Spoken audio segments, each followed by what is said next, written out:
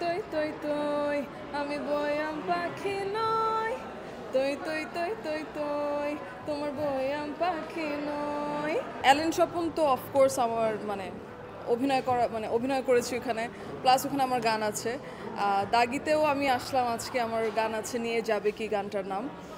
তো এবারে ঈদ তো আসলে খুবই ভালো যাচ্ছে, আমার ফ্যামিলিকে নিয়ে প্রথমে অ্যালেন স্বপন দেখলাম চরকিতে, তারপরে আজকে আসলাম স্টার সিনেপ্লেক্সে দাগি দেখতে। সো এটাই আমার ঈদ যাচ্ছে সোফার। আমি যদি আসলে এইভাবে বলি যে ছোট বড় দুই পর্দায় গান আর অভিনয় দুই জায়গায় উপস্থিতি এটাই মানে আসলে এটাই তো সবচেয়ে ভালো মানে বড় পাওয়া যে আমি গানের মানুষ, আমার গানটাও আছে, অভিনয়ে নতুন ঢুকেছি, এটা মানুষরা বলতে পারবে আমি কতটুকু করতে পারছি বা চরিত্রগুলোকে আজও মানে ফুটাতে পারছি নাকি। শিহাব ভাই যদি বলি বা নাসির ভাই যদি বলি, আমার টিম তো খুবই ভালো ছিল। সো সব কিছু মিলিয়ে এখন দর্শকরা বলবে অ্যালেন স্বপনে আমি কেমন করেছি অ্যাজ এ অ্যাক্টর। আর মিউজিকটা হচ্ছে দেখতে হলে বা জানতে হলে দাগি দেখতে হবে। অভিনয় আসার ক্ষেত্রে আপনি বলছিলেন যে আপনার আসলে ফার্স্ট ফারুকী ভাইয়ের কাজ দিয়ে আসা, রাইট, মানে কার অনুপ্রেরণায় অভিনয়তে আসলে? পুরোটাই আমি বলবো যে মানে এটা ফারুকী ভাই। ফারুকী ভাই না বললে হয়তো আমি তখন আশা হতো না আসলে, সত্যি কথা বলতে। ফারুকী ভাই যখন বলছে তখনই মনে হলো যে আচ্ছা, মিউজিক তো অনেকদিন ধরে করছি, করব, সবসময় করে যাব, এই জায়গাটাকে একটু এক্সপ্লোর করবো নাকি।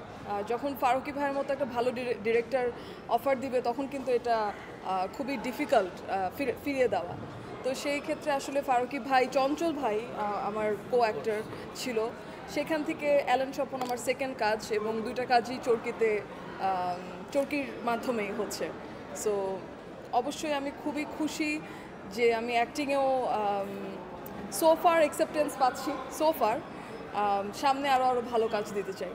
মানে এই ব্যাপারে আমরা দেখেছি যে দুই মাধ্যমে আপনার উপস্থিতি, একটাতে আপনি নিজে গিয়েছেন, একটাতে অভিনয় করেছেন, কিন্তু আমরা তিন ফরম্যাটে অভিনয় দেখব কিনা আপনার? তিন ফরম্যাটে? আচ্ছা, সোফার আমি যেহেতু গানের মানুষ, আমি আসলে গানটাই আমার মেইন জায়গা হিসেবে ধরি।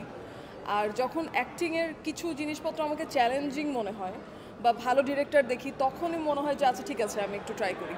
এছাড়া আমার খুব একটা ওরকম প্ল্যান নাই, ভালো প্রজেক্ট হলেই আমি সেটাতে কাজ করব।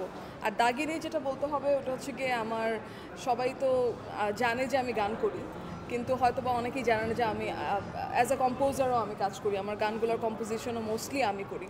সো এই গানটার কম্পোজিশন, গান, কণ্ঠ দুইটাই আমার দেওয়া, এবং এটা আমার পার্সোনাল ফেভারিট। গানটা বানাতে গিয়ে আমার খুব ভালো লেগেছে। সবাই তো ধুমধারাক্কা গান শুনে আমার, এটা একটু স্লো, একটু সোলফুল, সোল সার্চিং একটা গান, সো এটার জন্য